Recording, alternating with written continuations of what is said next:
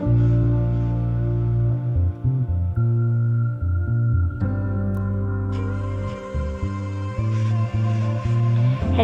beautiful people. Welcome to my channel. My name is Sue, Chapter Sue, a channel where we talk about stuff that we need to talk about. It could be parents, it could be with our children, it could be with our siblings and a society as a whole.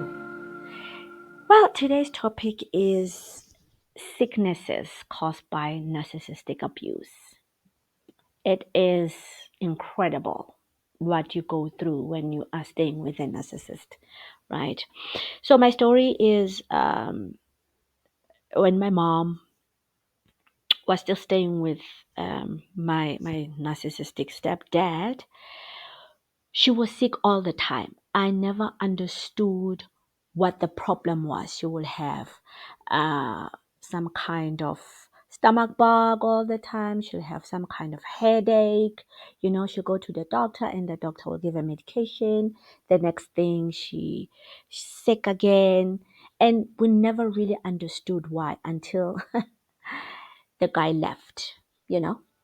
And then my mom's health started improving. Mina literally just ignored him.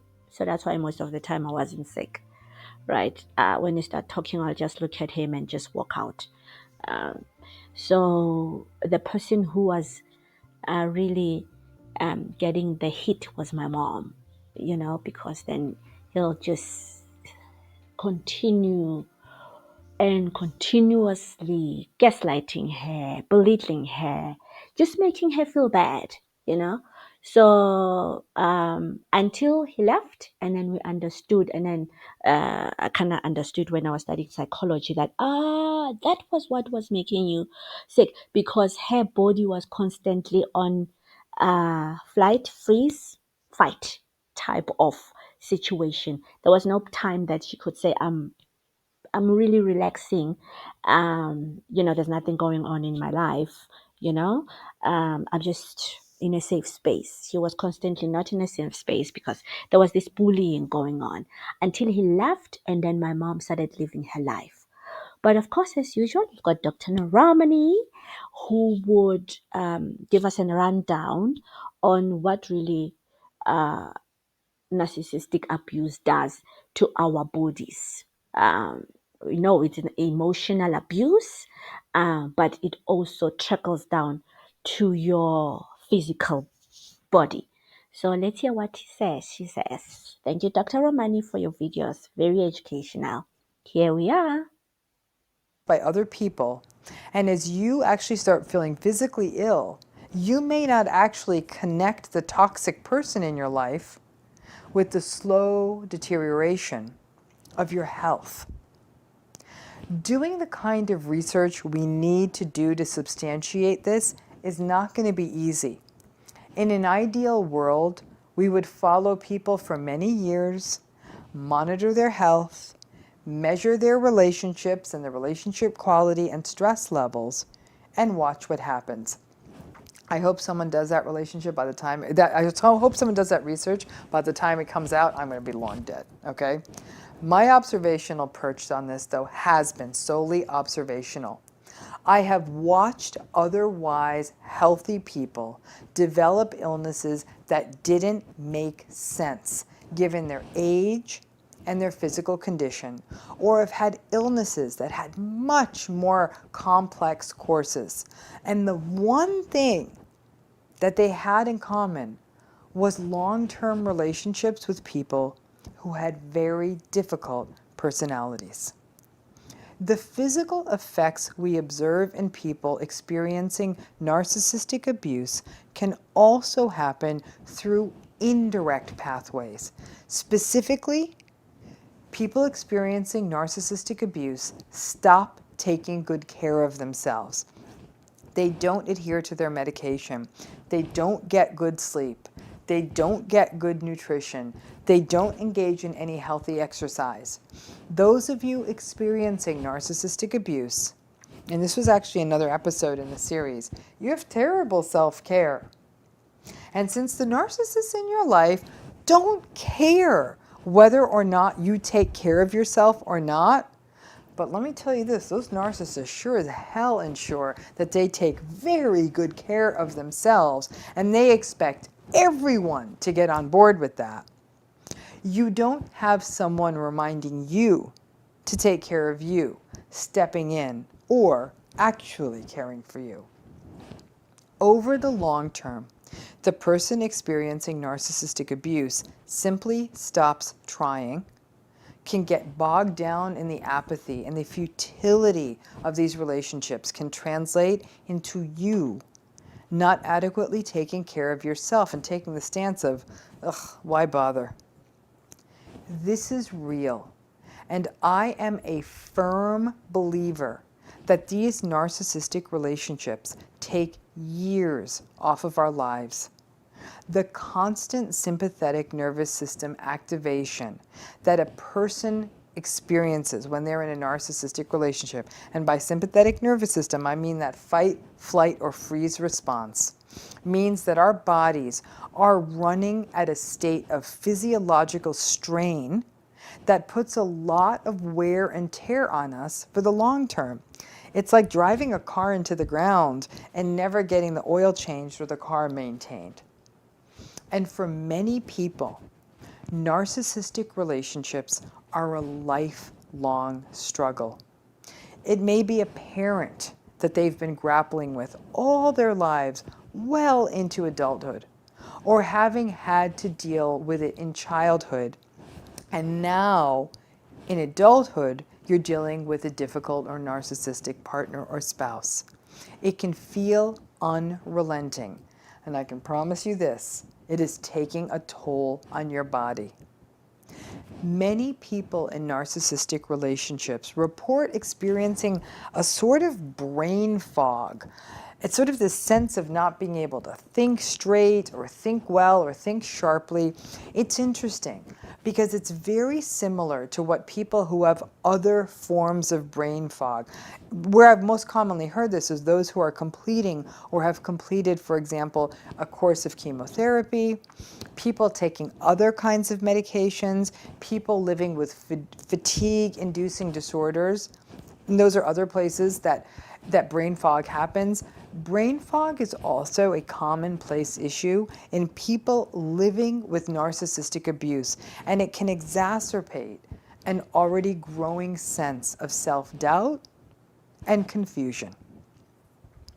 If you grew up with a narcissistic parent or parents, you may have struggled with the physical symptoms of narcissistic abuse through stomach aches, headaches, even skin rashes, which are all ways that stress can physiologically manifest in a child.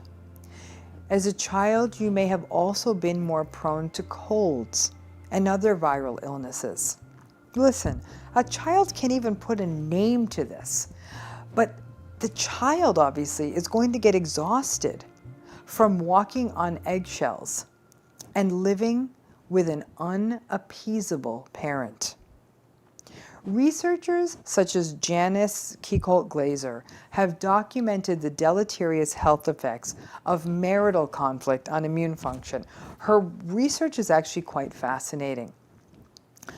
I always think that we could potentially extrapolate her research to narcissistic relationships.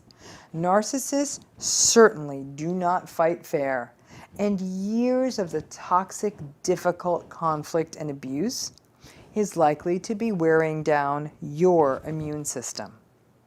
So the short answer really is that your narcissistic relationship may be hazardous for your health.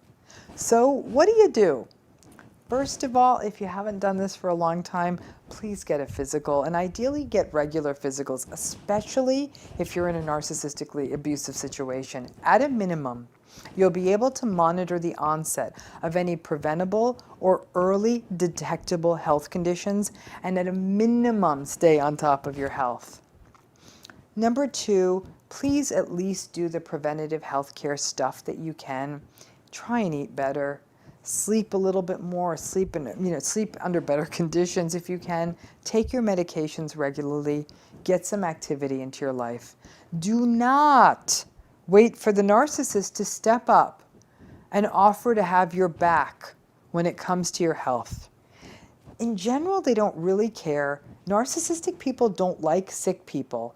And you will exhaust yourself if you try to induce them into caring about you and your health. Number 3, please be aware of your own family health history so you know your own health vulnerabilities. Again, this ties into that first recommendation I made to get regular screenings for your health. But this becomes doubly important if there are family health issues that can place you at greater risk for the dangerous effects of stress-induced illnesses. Number 4, look alive with infectious diseases, especially during flu season. And I'm saying this during a pandemic, okay? This also matters for that too. If you're enduring narcissistic abuse, odds are your immune system isn't the best. And since the narcissist is not going to take care of you if you get sick, it's better you don't get sick in the first place. Number 5, please have a real plan in place if you get sick. If you think your narcissist is going to be the one who's always ready to drive you to chemotherapy or doctor's appointments, think again. Because even if they do step up to the plate, they're going to complain about it a lot. Make a plan with friends or other family members. Don't make the mistake that so many others who have experienced narcissistic abuse have made. Don't think that once you get sick, that the narcissist will finally step up and take care of you. It's not going to happen. And you do not want to be scrambling after all of this, after you get sick, while enduring the grief that in fact the narcissist does not have your back, even when you're sick, because the fantasy is that's when they'd step up. Number 6, therapy. Therapy is important. It's an important stress-busting tool and a great place to learn tools to cope, not only hopefully with this relationship, but also with stress, and just have a place to let it all out. So when I say that narcissistic abuse makes you sick, I really mean it. If you can't get out of this relationship, and I know a lot of you can't get out of your narcissistic relationships, set the boundaries you need to stay healthy. Even if your narcissist doesn't care, there are people in your life who do. For once, please choose yourself. Your health may depend on it. And I want to leave you with one last tip because I asked you about, I told you you need to know your family history. What gets really tricky is if part of your family is narcissistic, they may not be as forthcoming with their family history. While everybody's still young enough and alive, please get that information because you may need to ask a benevolent aunt who lives on the other side of the country or the world. Quickly get all that health information because Okay, there we are. Yes, so watch out for all those little illnesses, especially if you know now that you're living with a narcissist, right? Just check what you always constantly be sick of, right? Headaches, stomach ache, all sorts of weird sicknesses which you never had before, right? And seek help for yourself, especially if you don't have any other way to go. You can't leave because, whatever. Um, you're stuck there, or is a parent or your child, your adult child who and support you or give you support, financially support you, pays your rent at your home, buys you food, and he's a narcissist, and there's no way that you can not engage with them because they support you, right? Seek help so that you are emotionally strong and your body can be able to withstand whatever comes your way. But thank you so much for your support, and happy Easter, and Good Friday and happy Easter weekend for everyone that celebrate Easter. And yeah, please like, share, and subscribe. I'm sending you so much love. Till we see you again. Bye.